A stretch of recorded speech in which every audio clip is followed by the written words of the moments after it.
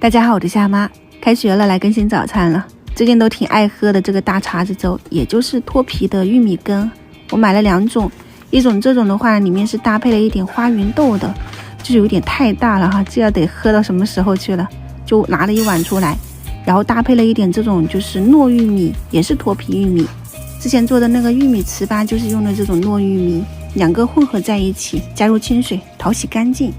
我是昨天晚上提前预约的哈，你们知道今天早上很难起来。我的比例就是吃饭的小碗，1碗的这种玉米，然后放入5碗清水，比例1:5。我这里做的比较多，焖了2锅，你就放到电饭锅里面定一下时间，就现在几点钟，然后你想要几点钟喝到，你就数一下这个时间去定时就行了。然后第2天早上起来就是这种状态，焖得很软烂了。我挺喜欢喝那个西贝的脱皮玉米羹，怎么都喝不够哈，所以打算自己做。它这种的话呢，这一锅是准备放到冰箱去冻起来的，就用这种小盒子装好，冷冻起来。吃的时候你就放到微波炉去加热一下就差不多了。我没有放糖哈，我今天搭配的是之前我们那个柠檬辣椒酱拌了一点包菜，这种就酸辣口的，或者是你直接加一点糖进去也都差不多，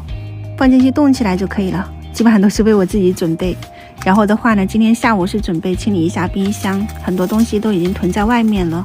早上配上大碴子粥，给他们煎上几个煎蛋。今天的早餐简单搞定嘛，毕竟第1天真的很难起来哈，现在都还没有适应这个节奏。如果你们喜欢的话呢，可以去预约一点这种玉米粥，然后配上一个番茄，我们的早餐就搞定了。先开吃啦，拜拜。